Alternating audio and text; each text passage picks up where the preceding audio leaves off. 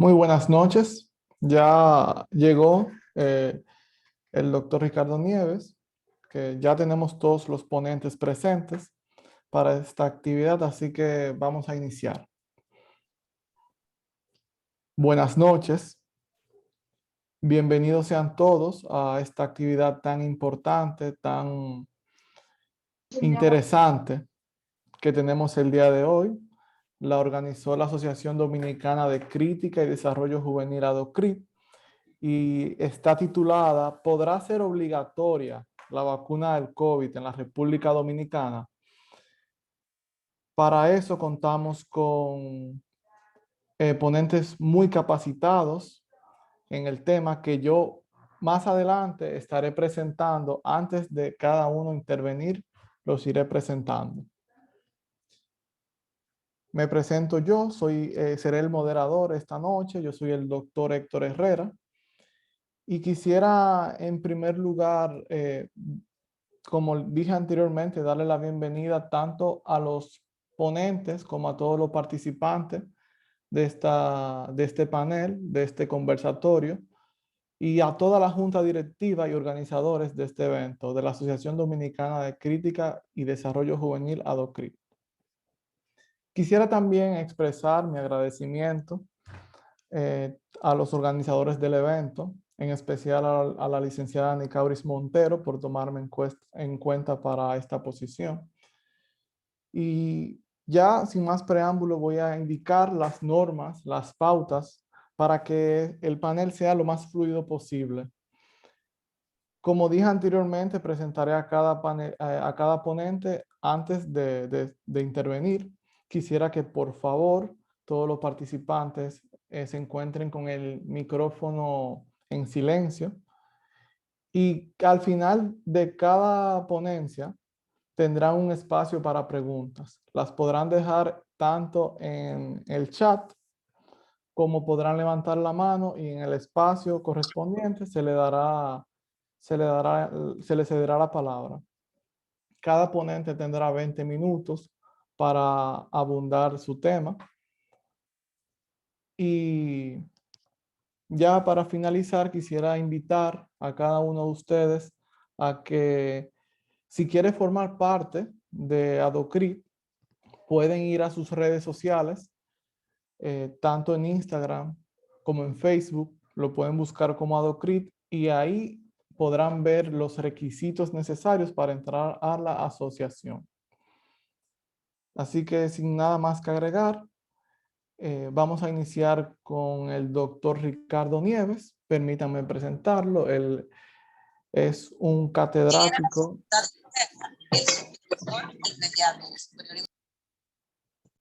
Ok, sí, por favor, me pueden poner todo en silencio el micrófono. Me quedé presentando al doctor Ricardo Nieves. Él es graduado como doctor en medicina en 1988, graduado en periodismo en el 94 y en derecho en el 97. También estudió pedagogía en el 2001 y fue reconocido como profesor del año en la Universidad de Posgrado de la Facultad de Ciencias Jurídicas y Políticas de la UAS. El profesor Nieves, quien es además coordinador académico del Programa de Formación Ciudadana de la Escuela Nacional de Formación Electoral y del Estado Civil, ha desarrollado una intensa actividad docente, destacándose en el contexto universitario tanto por sus potencialidades profesionales como humanas. También cabe destacar su trayectoria académica, ya que el doctor Nieves sobresale en su doctorado en la Universidad del País Vasco, España, en Sociedad Democrática, Estado y Derecho, en su maestría en investigación, también en la misma universidad, y en su maestría en Defensa y Seguridad Nacional. Cabe destacar que también fue invitado en la Universidad de Boscholz, Alemania, en el 2001. Así que le cedo la palabra, doctor. Muchas gracias, buenas noches. Buenas noches a todos. Gracias a Nicauli, a Héctor Herrera y a todos los amigos de esta institución. A los maestros Eduardo Jorge Prat y Nacer Perdomo, que son constitucionalistas. Pensé que uno de ellos iba a hablar primero, pero yo tengo docencia y salí los minutos que Nicauli me robó para dejar la maestría un momento y volver cuando termine con ustedes. Por lo tanto, si me debo de ir antes, quiero que me excusen y que me perdonen la premura, porque me avisaron un poco tarde y no pude cuadrarlo bien, ¿no? No pude hacer el ajuste de tiempo. Bueno, yo diría que el 70% de esta discusión es fundamentalmente constitucional y que su anclaje, al fin y al cabo, se debe decidir en la interpretación del texto supremo.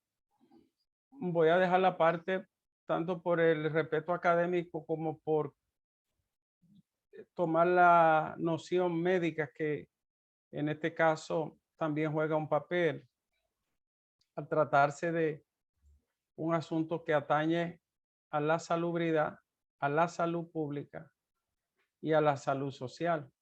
En ese orden, sería bueno que los maestros aborden el enfoque eminentemente constitucional, y yo me remito a las normas adjetivas y de manera muy particular a la ley 4201 y las normas que se vinculan al sistema sanitario nacional, al sistema de salud, y otros aspectos que, aunque tienen también, se incardinan con la Constitución, están remitidos a normas adjetivas. En ese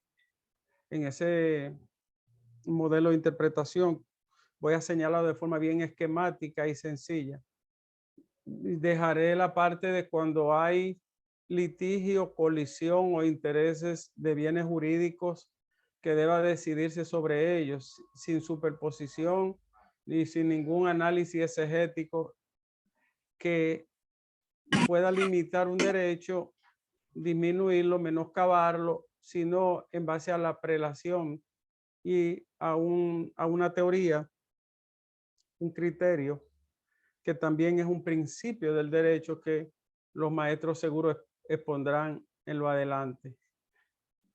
Pero de manera, como dicen los alemanes, de manera muy allgemeine, muy general, los derechos que entran en colisión o que deba decidirse sobre ello, es una discusión bastante vieja y transmite también el criterio de la absolutez, si cabe el término, de los derechos, desde una vieja discusión que incluso Carl Schmitt abordó con una tipología muy, pudiera decirse, muy propia de la época y de la concepción que él tenía del Estado y de los derechos, cuando él llamaba derechos absolutos siempre que fueran auténticos, cuando un derecho es absoluto que no está sujeto a ninguna discusión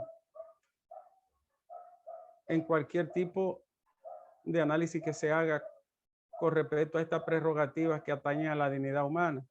Y él tipificaba de auténticos los derechos fundamentales que adquirían el carácter de absoluto. Una discusión que se prolongó en el tiempo, no solo con Kelsen y otros, sino a raíz del nacimiento del constitucionalismo moderno, esencialmente.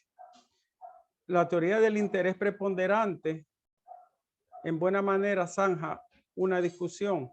Y voy a poner un ejemplo bien práctico, porque los dominicanos entendemos mucho por los ejemplos. En Argentina ocurrió un caso que fue real, y lo voy a parafrasear. Creo que los alumnos que han dado teoría de delito conmigo lo conocen. Vi por ahí que está Migdalia Abraham. Ocurrió que una señora salió embarazada, y salió embarazada de un hombre que no era su esposo. Ella fue donde su médico, que había sido el médico de sus 3 hijos, o sea, un ginecólogo. Y ella fue donde él para convencerlo de que le practicara un aborto, le interrumpiera el embarazo por todo lo que estaba en juego, su familia, su matrimonio, su honra pública, su trabajo. Y el médico se negó, pero al final ella lo convenció. Y él decidió interrumpirle un embarazo que estaba entre 8 y 10 semanas aproximadamente. El esposo se dio cuenta y se dio cuenta de la interrupción del embarazo. ¿Y sabe lo que hizo el esposo? Se querelló. Entonces, el asunto se judicializó y llegó a los tribunales.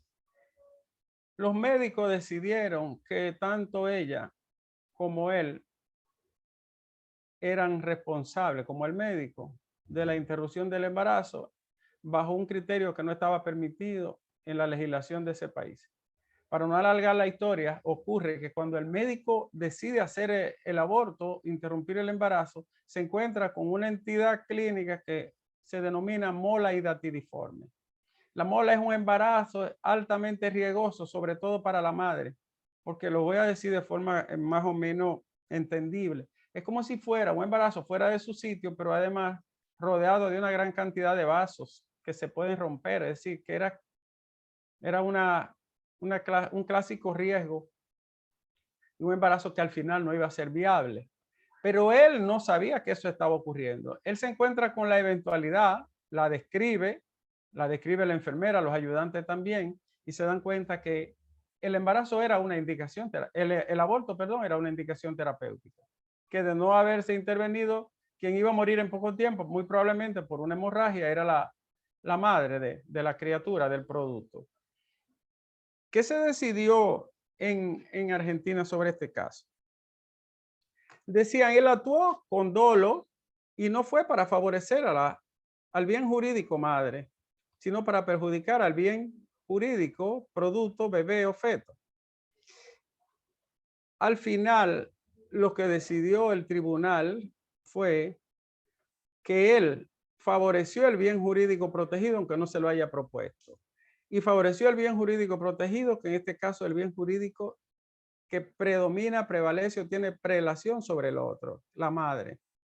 Y se basó en un criterio bastante viejo, y es el que quiero traer a colación, de la Organización Mundial de la Salud, que cuando hay que decidir entre la madre y el feto, está claro que si se trata de eso la discusión, por norma científica, se decide por la madre.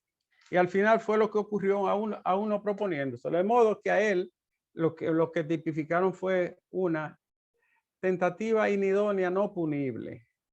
No punible, porque favoreció, como dije, el bien jurídico, que en este caso era el interés preponderante sobre lo otro, era el interés que tenía mayor importancia. En definitiva, cuando se trata, como es el caso que nos convoca a decidir sobre el derecho de una persona individual a no vacunarse y el riesgo que puede generar y que crea potencialmente, probablemente, con respecto a los demás, es decir, la colectividad, la mayoría, la familia, en fin, la gente en el trabajo, entonces la discusión se traslada más o menos al mismo paisaje jurídico. ¿Puede el Estado obligar a alguien a vacunarse? Bueno, la Ley General de Salud, la 4201, desde el artículo 60 hasta el 64, establece la prevención de las enfermedades, es decir, el criterio de prevención y control de las enfermedades en el plano colectivo, y establece la vacunación como obligatoria. Lo voy a parafrasear porque no lo recuerdo de manera memorística, pero el 64 de la ley 4201 sugiere que la vacunación es obligatoria a todo al que le corresponda, es decir, en la edad en que deba de imponerse la vacuna, la inoculación debe de ser obligatoria. Y es obligatoria porque me voy a remitir a un criterio que los alemanes catalogan como Zurechnung, que es el criterio objetivo en la norma, y es que los criterios de decidir o no decidir sobre un aspecto en el que hay un conflicto de derechos está muy, muy dirigido en este campo de la salud por la creación de un riesgo. Y en este caso, a todas luces, se crea un riesgo jurídicamente desaprobado. Estoy hablando del plano de la interpretación objetiva de la norma. En el campo de la salud, crea una persona que no se ha vacunado, atravesando, por ejemplo, en multitud, tumultos, grupos, trabajo, el lugar donde desarrolla su actividad, la que fuere, ¿tiene la probabilidad y la potencialidad de crear un riesgo jurídicamente desaprobado? Pues claro que sí. Sería la segunda condición, la creación de un riesgo desaprobado jurídicamente. Y dicho sea que las normas, y esto sí lo atribuyo ya a uno de los criterios de la imputación objetiva, las normas solo prohíben aquellos actos donde se empeora la condición de un bien jurídico protegido o se crea el riesgo de ese bien jurídico protegido, riesgo que no esté aprobado por el plexo normativo. En fin, tanto el artículo 74, numeral 4, que tocarán nuestros maestros constitucionalistas, como el 40-15 de la Constitución, numeral 15 de la Constitución, creo que la parte infine del numeral 40-15 de la Constitución dice que solo se puede ordenar aquello que es justo y útil a la comunidad.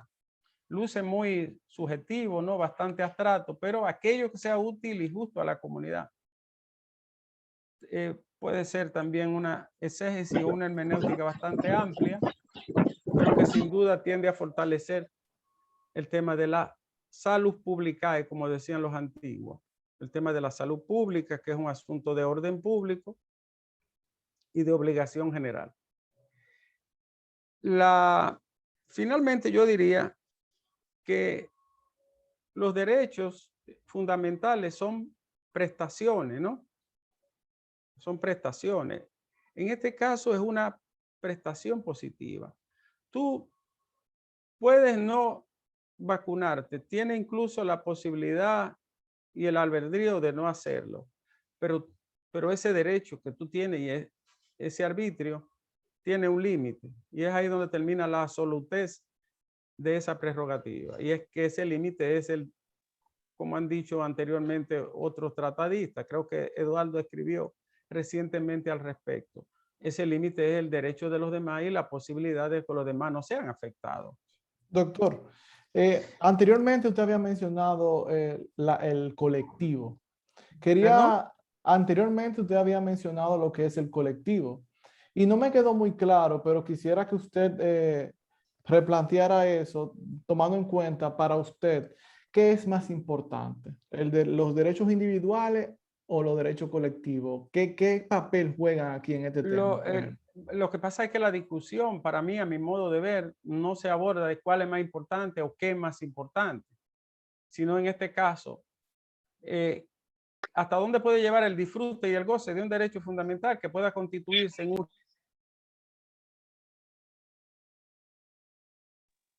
Se silenció el micrófono, doctor, para que... No, yo decía que para mí la discusión no es qué es más importante o cuál prevalece, sino hasta dónde puede ser riesgoso el disfrute de un derecho individual en una persona que a todas luces pues es sagrado y tiene un sustento constitucional, pero hasta dónde ese derecho no colide o puede afectar potencialmente al otro o a los otros. En materia de salud pública hay un rango muy especial y muy específico, y es que las enfermedades que son infectocontagiosas,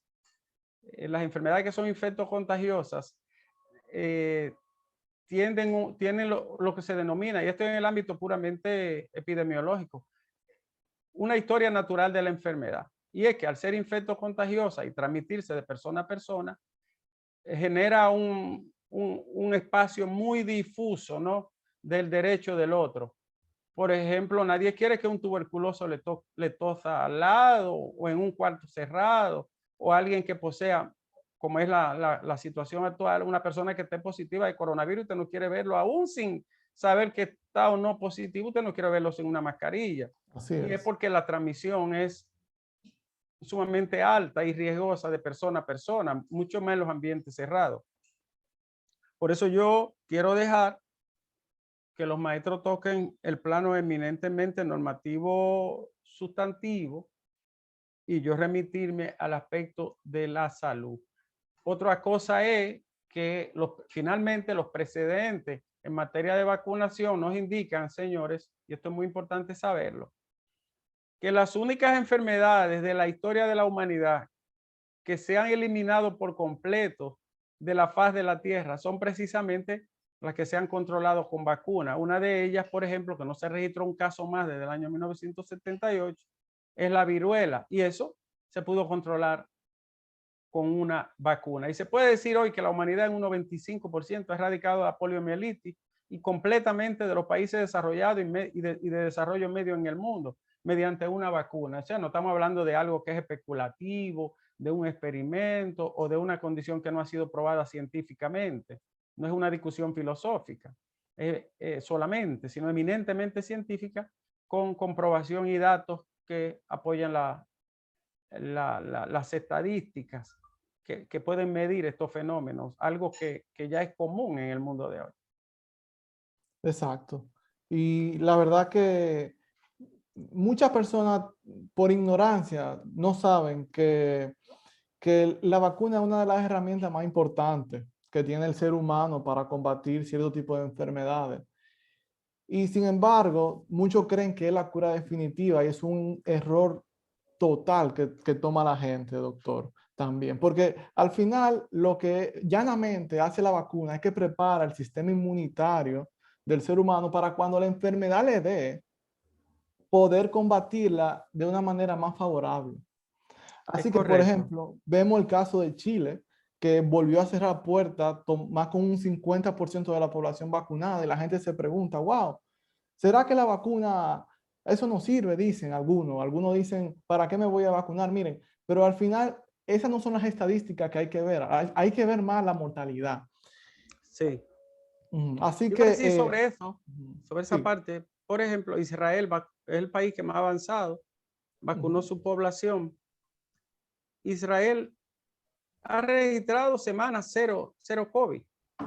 Y por si se tiene duda, por ejemplo, de las estadísticas que pueda dar la China, ¿no? Solo ha tenido 19 casos después de la inoculación masiva en los lugares donde estuvo impactando seriamente el virus.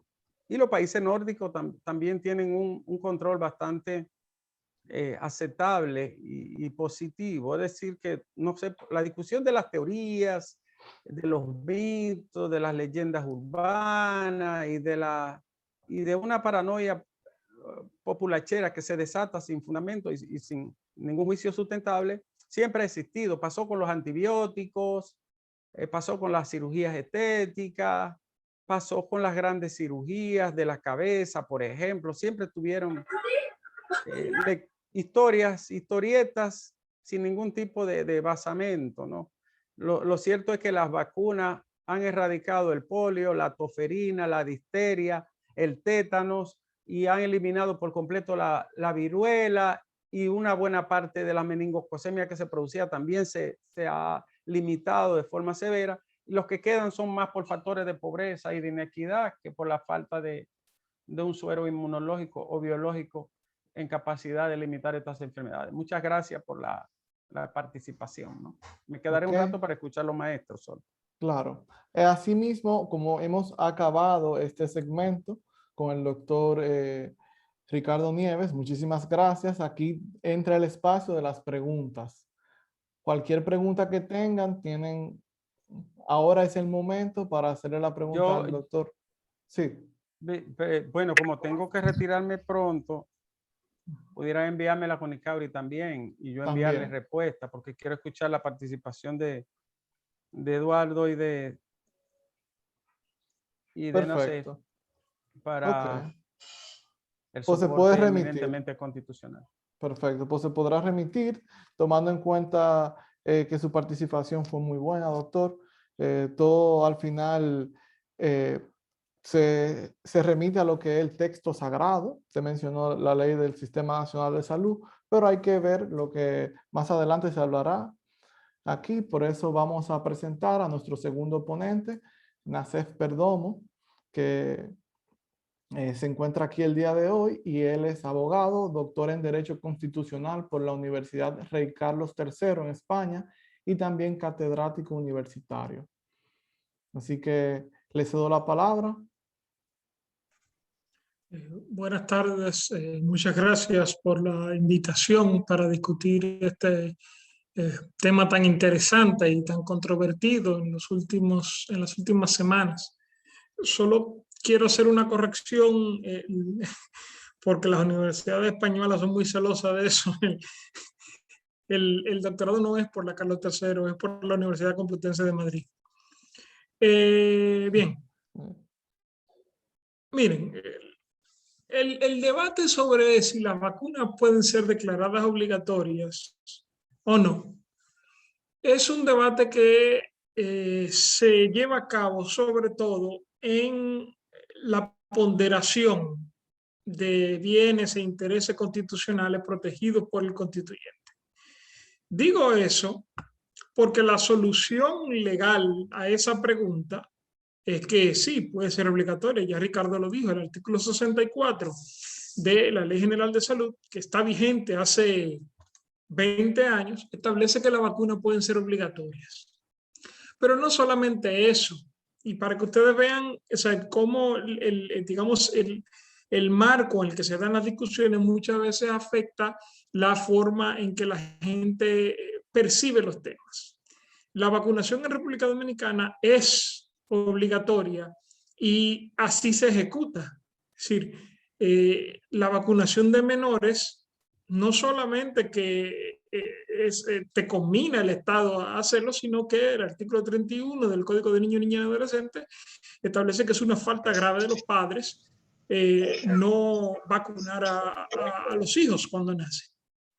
Es decir, que cuando uno enfoca el problema a lo que verdaderamente es, uno se da cuenta de que por lo menos en términos legislativos es una discusión vacía. Y lo digo porque la discusión no es si la vacunación es o no es obligatoria, sino si la vacunación de adultos frente a una situación de pandemia como la actual es o no es obligatoria. Yo creo que en ese sentido, como ya decía, la discusión legal sobra. La ley lo establece para adultos y la ley lo establece para menores. Ahora bien, ciertamente toda esa legislación es anterior al artículo 40. También se silenció el micrófono, doctor Perdomo. Tiene que desmutearse. Ya. Sí. El artículo 42.3 de la Constitución Dominicana, que establece que la gente tiene derecho a que no se le obligue a someterse a un tratamiento médico que no es de su voluntad, a menos que su vida corra peligro. Bien, lo que sucede es que, contrario a lo que mucha gente piensa, los derechos fundamentales no son absolutos. Ningún derecho fundamental es absoluto, por el hecho simple de que hay circunstancias en las cuales respetar o, digamos, proteger el derecho fundamental de una persona en particular puede generarle daños a terceros o a la comunidad que son injustificados. Daños a terceros, por ejemplo, lo que justifica la legítima defensa. Si alguno de ustedes penetra en mi hogar y me agrede de tal manera que yo razonablemente pueda deducir que mi vida corre peligro, pues yo puedo matarlo. Sencillo. O sea, si una persona está en un espacio público y está blandiendo un arma y ha disparado y le han pedido a las autoridades, mira, baja el arma, que tú vas a crear una situación aquí donde va a haber muertos, y esa persona no cesa en sus actos violentos, bueno, pues bajo ciertas circunstancias, ahí pudiera decirse que la autoridad puede hacer uso de la violencia letal de manera justificada. Con eso no estoy diciendo que la Policía Nacional ejerce de manera justificada la violencia letal, que muchas veces no es así, todo lo hemos visto. Ahora bien, Eso es cierto de todos los derechos. Todos, cada uno de los derechos que están en la Constitución Dominicana están limitados. Y eso es así porque los derechos no vienen ni por gracia divina, ni por la existencia de un derecho natural que escapa a la voluntad humana. No, los derechos son instituciones y herramientas de convivencia pacífica en el contexto de una sociedad. Para eso es que están. No para otra cosa. No existen para imponer siempre la voluntad de un individuo sobre la comunidad. Cierto es que la mayor parte de las veces el derecho sí sirve para ponerle un freno al colectivo. Pero para eso tienen que darse ciertas circunstancias que se dan en la mayoría de los casos, pero no se dan en este caso en particular. Por ejemplo, que el ejercicio de tu derecho no implique un riesgo para los demás. No solamente el derecho a la vida, es el derecho a la propiedad delimitada. Yo, si tengo un apartamento y es mío de mi propiedad propia, yo tengo derecho al uso, fruto y el abuso, pero no puedo prenderle fuego. Mi derecho a la propiedad tiene el límite de los demás. La libertad de expresión tiene como límite el derecho de los demás al honor. Y de esa misma manera la integridad física tiene como límite que ese ejercicio pueda poner en peligro cierto y comprobable a los demás. Y es lo que ocurre cuando en medio de una pandemia tú no te vacunas. Hay quien dice con razón que bueno, que hay que ver porque hay que ver qué tan efectivas son las vacunas para disminuir el contagio, porque si no disminuye el contagio, lo único que queda en riesgo es la persona que se niega a vacunarse. Sin embargo, todos los estudios que se han hecho apuntan a que las vacunas disminuyen la carga viral incluso cuando tú te infectas. Y al disminuir la carga viral, disminuye tu capacidad de infectar a los demás. Y entonces, ¿por qué esto es importante? Porque esta discusión trata sobre la gente que quisiera vacunarse, pero no puede, que la hay. Entonces, esa gente que no tiene opción, no tiene por qué estar en riesgo porque otro ciudadano decide libremente que no va a vacunarse porque no. Bien, sí, entonces, por favor, okay. El micrófono, okay. Recuerden. Entonces, ¿qué ocurre? En ese contexto, cuando tú ves el análisis que te pide el artículo 74.4 de la Constitución que tú debes hacer, ¿qué tú escoges? ¿O qué tú puedes escoger?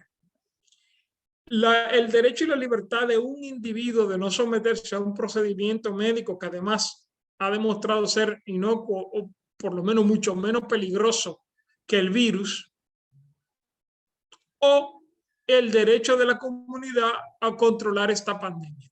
En mi opinión, se impone el derecho de la comunidad a controlar la pandemia. Y esto que estoy diciendo no lo digo yo, ni es en República Dominicana.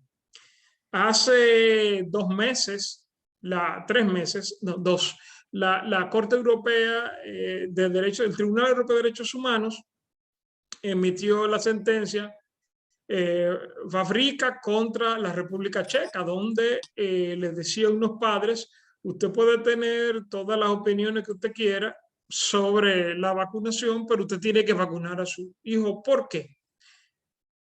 Porque el bien de la comunidad, la posibilidad de que la comunidad controle ciertas enfermedades es más importante que su convicción personal. Y ese caso es importante o es relevante porque aunque el tema a tratar era la vacunación de menores, el argumento que desarrolla la Corte aplica también para los mayores. La Corte dice sí, no, o sea, es verdad que es una intromisión en tu espacio físico y a tu integridad física, pero está justificado. Y además la Corte en su momento toca algo que a mí me parece muy interesante, y es decir, dice, el que no se vacuna, lo que está haciendo es aprovechándose de la voluntad de otros de vacunarse. porque eso es lo que al final va a controlar. Y si lo hace de manera injustificada, entonces se quiere aprovechar de de ese bien, que es el control de la pandemia, sin haber puesto su parte. Eso también hay un caso de la Corte Suprema de Argentina sobre el punto, pero hay un caso que a mí me gusta mucho, porque además esto no es nuevo. Hay un caso de la Corte Suprema de los Estados Unidos, es el caso Henning-Jacobson, en el cual Henning-Jacobson contra Massachusetts, en el cual la Corte Suprema de Estados Unidos en el año 1905, es decir, hace más de 100 años, desarrolló de manera brillante y yo creo que sin desperdicio los argumentos que justifican la vacunación obligatoria. Entre otras cosas dice, sí, es verdad, tú como ciudadano tienes derecho a tu integridad física. Sin embargo, eso no te da derecho a actuar de tal manera que pongas en riesgo a los demás. Y eso es lo que justifica, y es el argumento de la Corte, eso es lo que justifica, por ejemplo, que si tú llegas en un barco, en esa época se viajaba en barco, y estás con síntomas de una enfermedad grave, te pongan en cuarentena aunque sea en contra de tu voluntad. Sí. Y es lo que justifica que te obliguen a vacunarte.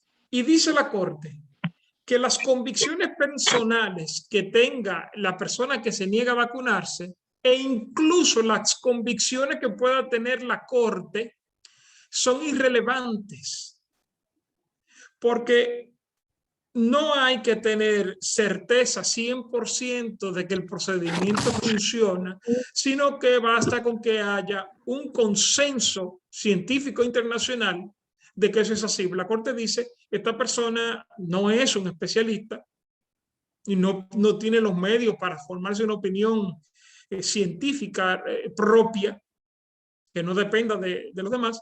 Y dice, y la Corte no tiene como función determinar si las vacunas funcionan o no.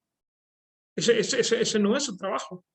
Su trabajo es verificar que, en su caso, el estado de Massachusetts ha previsto por ley una medida razonable dentro del contexto científico internacional para controlar una enfermedad peligrosa.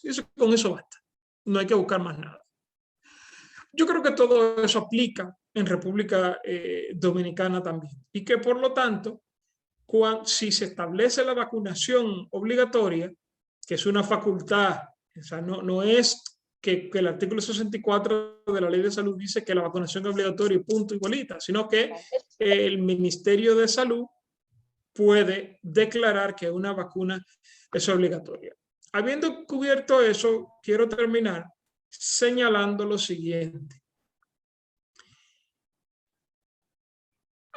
Determinar si la vacunación puede ser obligatoria es una pregunta distinta y un problema distinto a si la vacunación debe ser obligatoria. Y determinar si la vacunación debe ser obligatoria es una pregunta distinta también de cuáles son los mecanismos que se van a usar si una persona se niega a vacunarse. Ese es digamos, o sea, son tres cuestiones distintas. ¿Puede ser obligatoria? Sí, puede ser obligatoria. ¿Debe ser obligatoria? Eso no le corresponde a los abogados decidirlo, porque yo no tengo ningún conocimiento que sea relevante para responder esa pregunta. Exacto. ¿Cuáles son los mecanismos que deben usarse? Bueno, y ahí entran los médicos, entramos un poco los abogados, entran las personas, los especialistas en política pública, pero sigue siendo una pregunta distinta de las otras dos.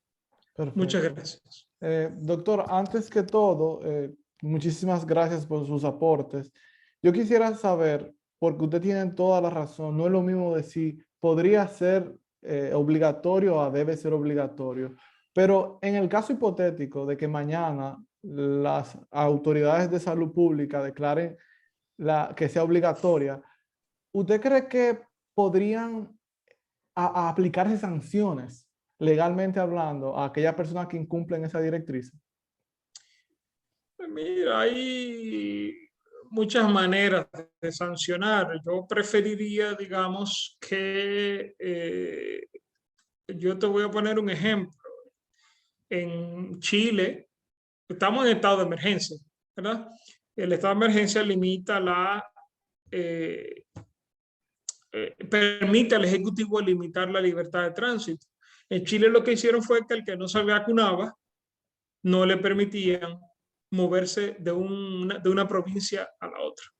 Okay. Ese es el tipo de medidas, digamos, que pudieran ejecutarse. Y lo digo porque ciertamente es poco realista pretender que va a funcionar tú tomar al que no se quiere vacunar, amarrarle una cama, pegarle la jeringuilla y después tenerlo ahí las 4 semanas que tiene que estar para la segunda dosis. Eso Exacto. no es realista. Yo no creo que sea posible. Entonces, el Estado lo que tiene que hacer es buscar a través de un diseño de política pública prudente, crear un sistema de incentivo a la vacunación y de desincentivo a la no vacunación. Exacto. Ya eso abre muchas cosas. Sí te debo decir también, porque he visto en las redes que hay lugares donde se está haciendo, que una de las cosas que no puede hacerse es limitar el acceso de las personas que no se han vacunado a los hospitales, o sea, los servicios de salud. Eso tú no lo puedes hacer bajo ningún concepto, a pesar de que uno pueda tener, digamos, una objeción moral a que una persona no se vacune y después vaya a querer aprovechar los recursos de todos o el sistema de salud para tratarse. Eso es una objeción moral. Yo no creo, eso es otra cosa. No puede conllevar como sanción la prohibición de hacer uso de los servicios de salud. Exacto. Ok, pues muchísimas gracias. Le damos muchísimas gracias al doctor Nassef Perdomo por su intervención en esta actividad. Queremos recordar que aquellas personas que quieran formar parte de ADOCRIT pueden entrar a las redes sociales para ver cuáles son los mecanismos para entrar a la asociación. Otra cosa es que las preguntas las vamos a hacer ya al final de la ponencia del doctor Eduardo Jorge Prats, para fines de que como los dos son especialistas en derecho constitucional, ambos también puedan tener la oportunidad de responderlas. Así que vamos a cederle la palabra al doctor Eduardo Jorge Prats. Él es abogado, político, escritor y experto en relaciones internacionales. Como mencioné anteriormente, también es hizo también una maestría en Derecho Constitucional y también es catedrático universitario.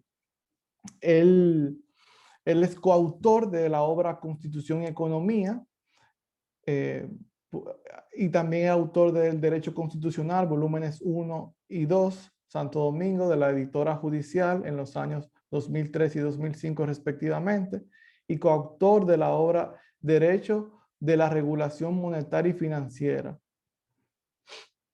Realizó sus estudios jurídicos en Gaceta Judicial y Revista Global, y también ha publicado en columnas de revista Rumbo y los periódicos El Caribe. Así que le cedo la palabra al doctor Eduardo Jorge Prats en esta actividad. Muy buenas noches. Ante todo, agradecer, Héctor, la invitación a The CRIP y sobre todo a Nicauris, que tuvo la gentileza de invitarnos a esta interesante actividad. Yo voy a ser muy breve porque tanto la exposición del profesor Nieves como de Nassef realmente pues han dejado esclarecidos muchos puntos. Yo te diría que coincido plenamente con lo que ha postulado esta tarde Nassef, en el sentido de que el ordenamiento constitucional admite la validez del establecimiento de la vacunación obligatoria. Esa vacunación obligatoria puede ser, en virtud de la ley, declarada por el Ministerio de Salud básicamente mediante una reglamentación al amparo de la ley que rige los servicios de salud pública en la República Dominicana. Esto, como bien decía Nassef, el hecho de que sea constitucionalmente admisible no significa que se postule que la vacunación es obligatoria per se. Hay que primero declararlo y eso lo corresponde al Ministerio de Salud. Hasta ahora no lo ha hecho con relación a la vacunación para prevenir el COVID. Lo segundo es que tampoco significa que nosotros estemos postulando la necesidad de que se declare la obligatoriedad de la vacunación para prevenir el COVID. En este sentido, personalmente yo creo que la mejor política de vacunación es la que consiste en campañas ciudadanas para educar a la población sobre la necesidad de vacunarse, alertar sobre los efectos secundarios, los peligros, para que las personas puedan tomar su decisión informada. Yo pienso que establecer la obligatoriedad de la vacunación presupone que no se confía en el juicio y la ilustración de las personas. Por lo tanto, yo diría que lo que debe es propiciarse una mayor educación sobre la vacunación. Lógicamente, los tiempos que vivimos no son los tiempos de hace 20, 30, 40 años. Cuando yo nací, a mí me pusieron todas las vacunas que habían disponibles y lógicamente nunca pensé que íbamos a vivir en un mundo donde había que convencer a la gente de que se vacunara. De que iban a haber personas que creyeran y propagaran toda una serie de teorías de la conspiración acerca de la vacunación, etc. Pero estos son los tiempos que nos ha tocado vivir. Son tiempos interesantes, aunque implican una gran cantidad de problemas. Lo tercero es hasta qué punto es admisible la modalidad para hacer efectiva la obligatoriedad de una vacunación que haya sido declarada obligatoria. Yo entiendo, como ha dicho Nassef, que se pueden tomar algunas medidas. Por ejemplo, en el plano laboral no hay duda de que la ley permite que el empleador pueda tomar todas las medidas conducentes a preservar la sanidad y la salud de sus empleados. Y en este sentido, tanto el Código de Trabajo como los reglamentos de trabajo son muy claros en este sentido. En segundo lugar, entiendo que hay medidas para garantizar la obligatoriedad de la vacunación que no serían, a mi modo de ver, admisibles. La primera de ellas es la de, frente a una persona que ha manifestado que no se quiere vacunar, salvo la medida de que pueda perder su empleo, pueda ser despedido por justa causa, por no vacunarse, de que se le puedan imponer otro tipo de restricciones, esa persona no puede ser sometida a la fuerza a una vacunación. ¿Por qué? Porque la Constitución establece que nadie puede ser sometido a un procedimiento médico sin su consentimiento. Entonces, cuando se habla de obligatoriedad de la vacuna, no significa que tú puedes forzar la vacunación sobre una persona. Tú puedes tomar todas las medidas que tarde o temprano llevarán a esa persona a tener que vacunarse porque, por ejemplo, se puede quedar sin empleo. Por ejemplo, en el caso de que sea un empleado y no un cuentapropista. O pueda ver limitado el acceso a algunos servicios. Y ojo, cuando se trata de la limitación de servicios públicos, hay que tener mucho cuidado porque la propia jurisprudencia constitucional ha señalado que hay un mínimo existencial que tiene que ser garantizado a la persona. De manera que nadie vaya a pensar que es constitucionalmente admisible limitar estos servicios al extremo de que hagan inefectivo los derechos sociales básicos y que tampoco puede llevarse a una persona, forzarse la vacunación sobre una persona. Hay un principio básico, el noli me tangere, el derecho a la integridad física, que no puede ser en modo alguno sobrepasado. De modo pues que la discusión nos remite a no tanto si se puede imponer la vacunación obligatoria, sino cuáles son, primero, cuáles son los fundamentos para establecer la vacunación obligatoria. Y eso es una cuestión médica. Lo segundo es cuáles son las excepciones para esa vacunación obligatoria, porque definitivamente hay personas que tienen lo que se llaman como morbilidades, que tienen una situación de salud que no le permite ser vacunado, como lo era hasta hace algunas las personas embarazadas, que ahora creo que hay una directiva de la Organización Mundial de Salud que ya entiende que puede proceder. Y esto, lógicamente, la vacunación obligatoria no implica que tengan que vacunarse los que están exentos de ser vacunados en virtud de la normativa sanitaria. Y segundo, que hay que, en todo caso, el juez constitucional puede evaluar la razonabilidad y la proporcionalidad de esas medidas que se establecen para establecer la vacunación obligatoria. De manera, pues, que digamos que no es tan fácil. Y además, en el caso dominicano, para la poca información que hemos tenido y para el nivel educativo dominicano, yo creo que los dominicanos han apoyado con entusiasmo el proceso de vacunación. Quizás no han tenido todo el acceso a la información, quizás no se ha utilizado la comunicación digital a través de los móviles, que hay más de 5 millones de móviles en el país. Pueden haber muchas razones, o por ejemplo, no se ha dispuesto de todas las vacunas necesarias para hacer lo que hizo Israel, porque definitivamente si no hubiese sido este ritmo, se hubiesen acabado las vacunas. Apenas hemos podido vacunar 2 millones de personas con sus 2 dosis. Es decir, hay una serie de elementos que yo creo que hasta hacen extemporánea una discusión sobre la vacunación, porque creo que a medida que ha pasado el tiempo y que la gente ha podido ver que efectivamente, por lo menos en lo que se trata de la vacuna china, la Sinovac, de que los efectos secundarios, de que las reacciones no son tan adversas, la gente ha tomado más confianza en el proceso.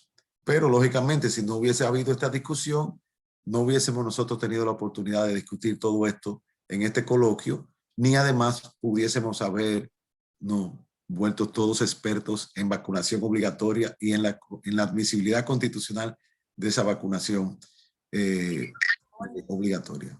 Exacto. Con esto cerraría y bueno, ya en la parte de las preguntas, bueno, junto con NACE podríamos responder o establecer un diálogo con los que nos presencian esta noche.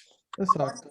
Permítame añadir, doctor Prats, que a mí me gusta mucho el derecho. La verdad que así como lo dijeron ustedes ambos, no es una piedra que uno tiene que seguir, son bases para que una sociedad esté en paz y armonía. Y claro, tiene sus límites, porque uno de los ejemplos básicos como médico a uno le enseñan que hay documentos legales, que si por ejemplo el documento de no reanimación, si una persona fallece, no se puede tocar.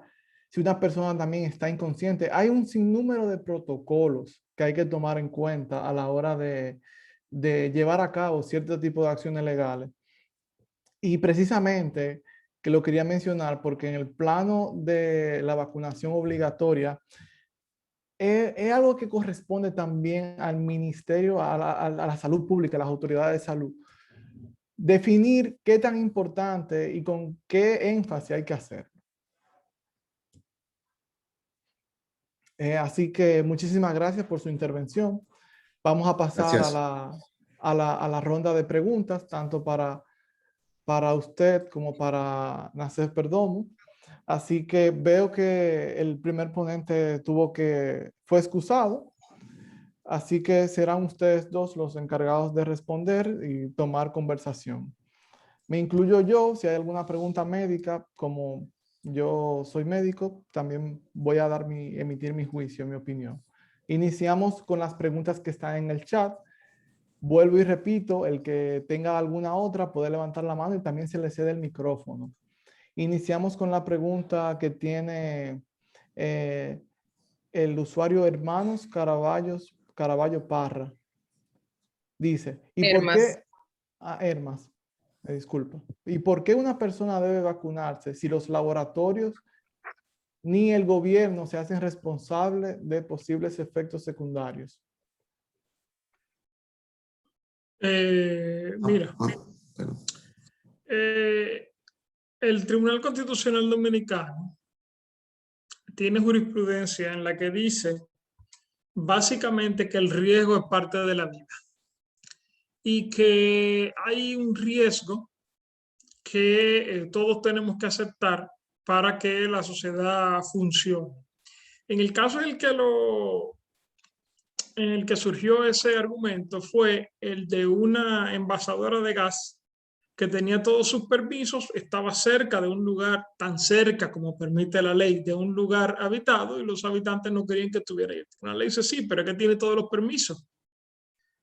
Y entonces ese riesgo que usted corre es menor, pero usted tiene que aceptarlo. Entonces, el problema de esa pregunta, con el perdón de la persona que la hace, es que habría que voltearla.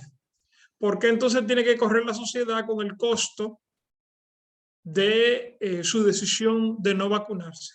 Tomando en cuenta que ese costo no va a ser pagado solamente por usted, porque usted puede infectar a otra persona y esa persona puede morir. Yo sé que preocupa mucho la cláusula que dice que los laboratorios no se hacen responsables y todo eso. En última instancia, el Estado tendría que hacerse responsable, tomando en cuenta que incluso si hace eso, el costo social va a ser menor que el que la gente no se vacune. Ok. Quiero cederle un minuto. Creo que tiene la mano levantada Hermas Caraballo. Sí, creo que si quiere preguntar algo acerca o hacer un juicio acerca de la pregunta que hiciste, pues adelante.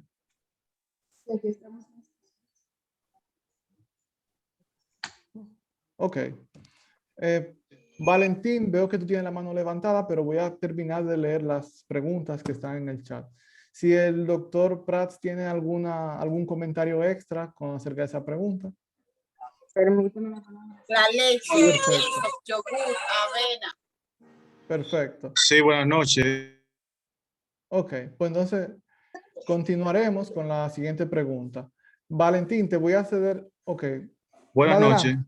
Adelante, sí. Quiero decir algo, y es que Ujú. conforme a lo que se ha visto en cuanto a esta vacuna, se cree de que esta vacuna todavía está en fase de prueba, por así decirlo, dado que no ha habido el tiempo necesario para hacer los ejercicios prudentes para determinar si realmente la vacuna permite que la persona no se contagie y qué tan efectiva es. Entonces, si es algo que se supone experimentar, ¿por qué el individuo o la comunidad, la sociedad debe acceder a vacunarse si el gobierno y los mismos laboratorios te dicen nosotros no somos responsables de lo que pase?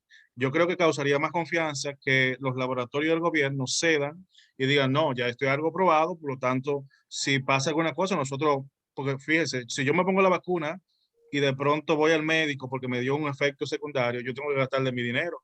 Y como dijo el abogado que está hablando, bien, este es un riesgo, pero es un riesgo de algo que me está pasando que yo no lo tenía y que es producto de la vacuna. Entonces yo no estoy contrario a la vacuna, pero sí me gustaría ver la responsabilidad del gobierno y de los laboratorios, porque ellos se están lavando las manos, están diciendo si te pasa algo, culpa tuya. Nosotros no tenemos que ver con eso. Si no fuera así, ya no hubiera que tener este tema de la vacunación. No sé si, bueno, volvemos al punto anterior.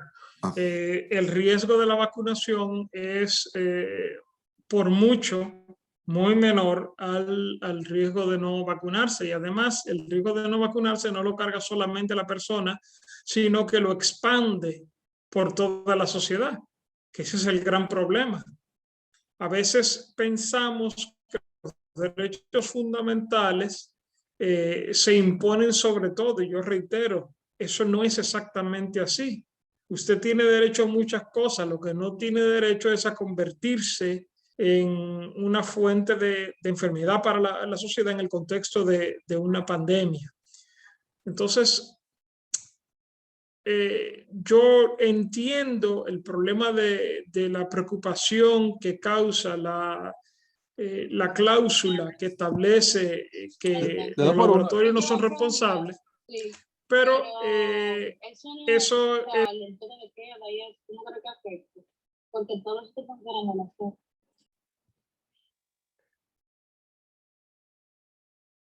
Esto se pone mute solo. Bueno, entonces el tema es el siguiente, y eso lo sabrán responder quienes hayan visto los documentos técnicos. La vacuna no es experimental.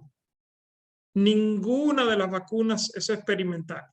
Lo que se ha hecho es un proceso acelerado de preparación de las vacunas. De hecho, las vacunas como las conocemos estaban listas ya en los primeros meses del año pasado. Han tardado precisamente porque se hicieron las pruebas. Ahora bien, si usted me preguntara, ¿el Estado me puede obligar a participar en las pruebas para saber si la vacuna es buena? Yo digo, no, ni siquiera en una pandemia. Ahora bien, si ya esa vacuna se ha visto que funciona aún en ese proceso acelerado que estaba previsto anteriormente, porque hay casos de emergencia, si ya ha superado eso y la OMS dice que es buena, o sea, que funciona, y el gobierno de los Estados Unidos dice que es buena, bueno, pues entonces usted va y se pone la vacuna, porque lamentablemente lo que estamos enfrentando es una pandemia que no razona. Y finalmente, hay que tener en cuenta algo. Cuando usted está sufriendo una emergencia médica, la primera opción de lo que usted le apliquen, o sea, el tratamiento que le apliquen, no necesariamente va a ser el correcto porque se está con prisa. Y a menos que se haya incurrido en un error grosero, eso si no es el tratamiento adecuado, no es mala práctica. Tiene que incurrirse en un error grosero. Pero en esa circunstancia de rapidez, de urgencia, de emergencia, está, digamos que la persona que lo trata, usted tiene un mayor abanico de posibilidades de actuar sin sufrir consecuencias. Entonces, en este caso lo que tenemos es a la sociedad completa bajo una amenaza grave, cierta y extendida, que tiene que superar. Entonces, eso es lo que justifica que en esta situación en particular a usted le puedan obligar a vacunarse con esas vacunas que no es que son experimentales, sino que han sufrido o han sido objeto de un proceso acelerado de aceptación médica. Ok, vamos a continuar con la siguiente pregunta que hace Mars García. Si en su momento el VIH, que también fue una pandemia mundial, ¿por qué no se creó una vacuna obligatoria para el mismo? Bueno, en ese punto específico, Mars García, yo tengo que decirte que hay que conocer cómo funcionan los diferentes tipos de virus. Así como hay diferentes tipos de virus, hay diferentes tipos de bacterias. ¿Y qué terapéutica es la mejor? Créeme que se han probado. Yo no te puedo decir de memoria los estudios que se hicieron para la creación de una vacuna o un suero biológico para prevenir el SIDA, el VIH, pero la terapéutica que se optó para el mismo es el de retrovirales, un tratamiento médico para disminuir la carga viral, porque al final el VIH no es nada más y nada menos que un virus que ataca el sistema inmunológico. Y algo contraproducente, toma en cuenta que una vacuna te prepara al sistema inmunológico para tú enfrentar una enfermedad y el virus del VIH es un virus que te ataca el sistema inmunológico. Es como, no va de la mano. Por eso no se crea una vacuna. No hay una vacuna para el VIH. Son tratamientos terapéuticos más que otra cosa. Seguimos con la siguiente pregunta. Si ninguno de los ponentes tiene un comentario en ese ámbito. ¿Sería legal despedir un empleado que no quiera vacunarse? Y en caso de que el empleado lance una demanda por despido injustificado, ¿el juez fallaría a favor del empleador? Yo no soy laboralista, pero como el Código de Trabajo permite que el empleador tome las medidas para asegurar la salubridad al interior de los recintos de trabajo, entiendo yo que un empleado que no quiera vacunarse puede ser despedido justificadamente. Ahora, lo que vaya a hacer el juez, entiendo que eso es lo que dice la ley. Ahora, lo que ocurre en la práctica, bueno, los jueces tienen diferentes maneras de fallar, pero yo entiendo que sí, que hay todos los elementos para configurar la justificación para la terminación del contrato de trabajo. Entiendo que bajo la forma de despido justificado, de desahucio, hay una distinción que no la manejo, pero está una de las causas configuradas para poner fin al contrato. De hecho, ese es el principal mecanismo, por lo menos para garantizar la efectividad de esa declaración de la obligatoriedad de la vacuna. Ahora, yo no estoy convencido como ciudadano, no como abogado, como ciudadano. Yo me vacuné y no me vacuné antes porque no estaba en la edad para vacunarme. Tenía que esperar que se vacunaran los que eran un poco más viejitos que yo. Pero yo no estoy convencido. Yo creo que hay que seguir con esta campaña de educación. No creo que la vacuna, por lo menos la Sinovac, genere grandes efectos secundarios. Tampoco he visto estadísticas que digan cuántas personas la vacunaron, le dio la sirimba. Eso, los códigos son el Radio Bemba, el Twitter, etcétera, pero la estadística no la tengo. Entonces, yo lo que creo que la gente en la medida que pueda vacunarse y acceder, porque incluso vamos a tener que vacunarnos otra vez, porque puede ser que este virus sea estacionario. Entonces, yo creo, esto es bueno para discutirlo, para hablar de derechos, para hablar de medicina, pero en realidad yo no, ni tampoco creo que el Estado Dominicano tenga capacidad, no pueden ni siquiera aplicar las normas de distanciamiento social.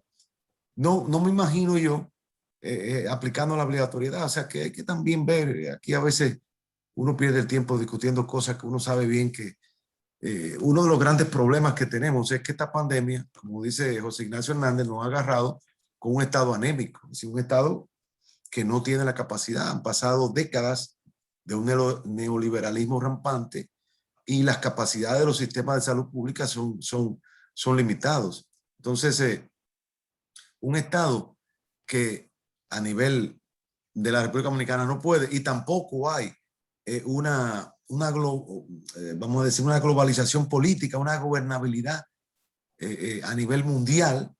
Entonces se nos ha agarrado lo peor de ambos mundos, fuego por arriba y fuego por abajo, como la arepa, porque ni hay globalización política que permita aplicar esto, ni tampoco tenemos un Estado fuerte que pueda implementar. ¿Qué podemos nosotros hacer? Lo que estamos haciendo, y lo estamos haciendo bien.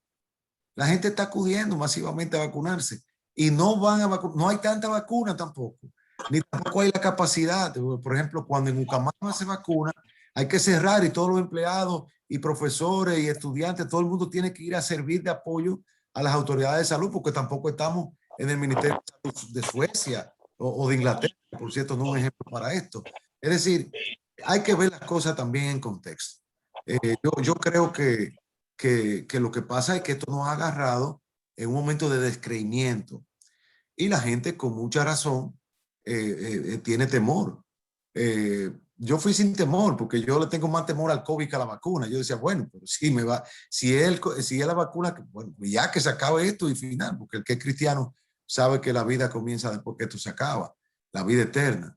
Aunque debe haber vida antes de la muerte. Hay gente que dice, hay vida después de la muerte, no me cabe duda, pero la pregunta es si hay vida antes de morirse. Si estás tú realmente desarrollando un proyecto de vida en este planeta. Yo creo que esas son las cosas que algún día deberíamos nosotros preguntarnos y hasta hacer un coloquio e invitar a Nassef que nos vea con su perspectiva, porque él y yo vamos para el mismo lugar. Lo único que yo llego vacunado, porque ustedes saben que él tiene sus creencias. Por lo menos como él no se ha visto cerca de la parca, todavía la tiene, pero cuando la parca se le asome, como esta mañana que tembló y se levantó corriendo y levantó a la esposa y al perrito y al gato, con esos 15 segundos del temblor 5.5 en la Romana, entonces ahí ya veremos. Una nota al margen. En ese mismo ámbito, pregunta Ángela Mota si alguien tiene un efecto secundario permanente, como una trombosis, ¿está en derecho de demandar al Servicio de Salud Mundial por daños y perjuicios? No hay un servicio de salud mundial. Lo que pudiera hacer es pedirle al Estado que cumpla con, o sea, que les resarza los daños. Incluso eso es discutible. El tema es que aquí, mira, el problema de la vacunación es sobre todo uno de sesgo y percepción. La gente siempre cree que no le va a dar COVID, pero teme que al vacunarse sí va a sufrir efectos secundarios graves. Y la realidad es al revés. Y como yo decía, el problema es que usted tiene la responsabilidad de comportarse de tal manera que colabore con detener el progreso de la pandemia. Porque vivimos en una sociedad, estamos todos juntos y usted tiene derechos que son muy importantes, son inalienables, no pueden desaparecer, pero esos derechos existen en un contexto y el contexto es la sociedad civilizada. Si la pandemia pudiera ejercer, o sea, andar libremente, muy probablemente eso pudiera dejar de existir. Entonces, no, hay una amenaza que es una amenaza colectiva y la solución es colectiva también. ¿Colectiva en qué sentido? Que todos nos vacunemos. Y usted no tiene el derecho de oponerse sin motivo válido a los esfuerzos que se están haciendo para detener la pandemia. Exacto. Y ya de la última pregunta de los textos. Perdón, Héctor. Me tengo que excusar con el público porque se me ha presentado un paciente en cuidado intensivo que debo atender para no violar el código de ética profesional. Perfecto. Y quisiera yo atenderlo ahora y no mañana tener que aplicar el sacramento de la extrema unción. Así que sí me ha encantado participar con ustedes. Espero que a pesar de mi comportamiento me sigan invitando, aunque agradecería que no esté Nacef en el panel porque no me dejó prácticamente contestar ninguna pregunta. Y mis saludos al profesor Nieves, y ya tienen ustedes, me pueden enviar cualquier pregunta que yo les responderé en los próximos días, si es jurídica, pero si me preguntan si debe ser obligatoria o no la vacuna, ya como dice Nace, sobre eso los abogados callamos y le hacemos caso a los médicos y a los especialistas en política sanitaria. Así que luego me excusen que no es mi costumbre, pero se me ha presentado esto. Muchísimas gracias. Vamos a finalizar de todas formas ya con esta pregunta y cediéndole la palabra a Valentín, que tiene mucho levantando la mano. La pregunta indica que si el virus no fue aislado y purificado, se puede decir que existe el virus. ¿Qué hay dentro de la vacuna? Si el fin justifica los medios, no es una excusa para cometer injusticias.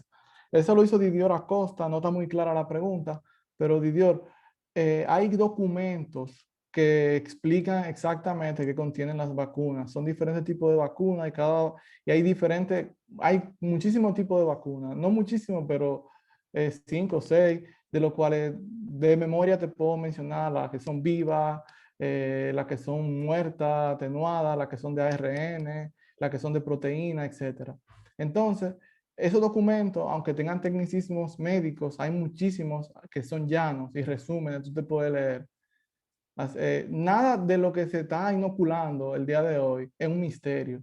Simplemente, a lo mejor las autoridades no han llegado a la información, pero de manera personal tú sí podrías encontrarlo. Entonces le cedo la palabra a Valentín. Ya finalizamos con tu intervención, Valentín, que veo que tiene la mano. No, disculpa. Lo que pasa es que yo soy un análogo digital, lo escribí. Yo no sé cómo levanté la mano, hermano. Yo solamente estoy aquí observando y felicitando a Nacef por la gran participación, al doctor Ricardo Nieves y a Jorge Prat. Yo soy análogo, yo no sé lo que hice. Perfecto, está bien. Pues entonces con eso concluimos la actividad del día de hoy. Quería dejar simplemente una reflexión a todos nosotros que este tipo de actividades son actividades que nutren a todo el mundo. La verdad que un honor estar aquí esta noche con todos ustedes y otra vez darle las gracias a los ponentes, que solamente queda aquí el doctor Nacef Perdomo, y también a la Asociación Dominicana de Crítica y Desarrollo Juvenil. Recordarle que podrán formar parte de la asociación, pueden buscar los requisitos en sus redes sociales y también en su correo, que pueden contactarse con ellos a docrit@gmail.com. Así que muchísimas gracias y espero que tengan un feliz resto de su velada hoy lunes. Y recordar que aquí estamos todos para nutrirnos el día de hoy. ¿Estás silencioso? No sé. Gracias por la invitación y por haberme recibido. Muchísimas gracias a todos. Que tengan un feliz resto de su velada.